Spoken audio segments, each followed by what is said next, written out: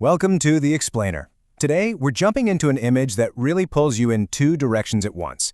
It's got something we all recognize, right next to something, well, something most of us have probably never seen before. Let's see if we can figure this thing out. So when you first see this, your eyes almost certainly go straight to those two words at the top, Jesus Christ. But then, right below them, you've got this collection of symbols that look like they're from a completely different universe. And that strange combination, that's our puzzle for today.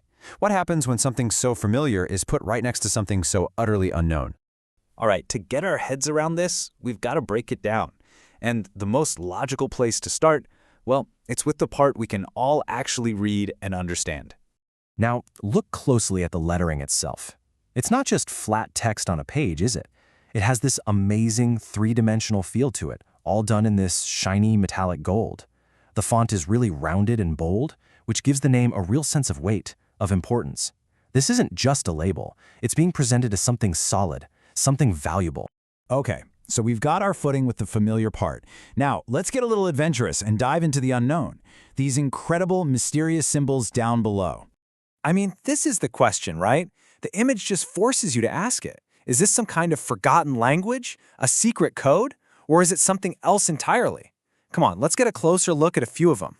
Let's start right in the middle with this guy. It's so striking because it almost looks like a face, right?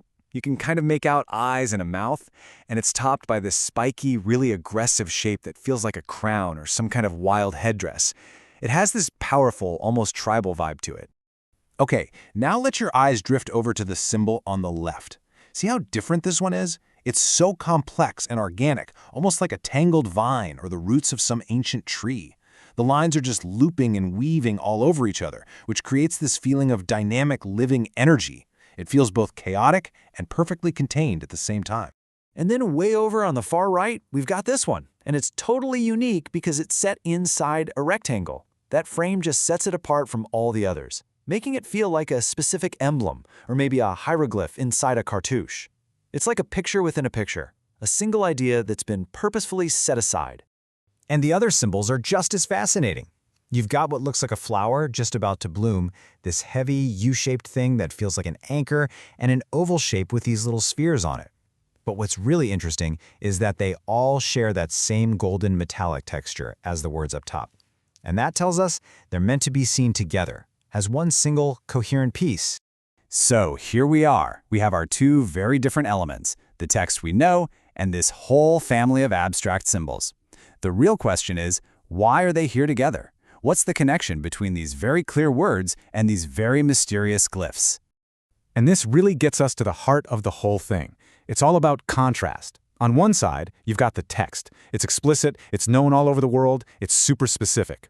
But on the other side, you've got these symbols. They're abstract, their meaning is a total mystery, and they practically beg for us to interpret them.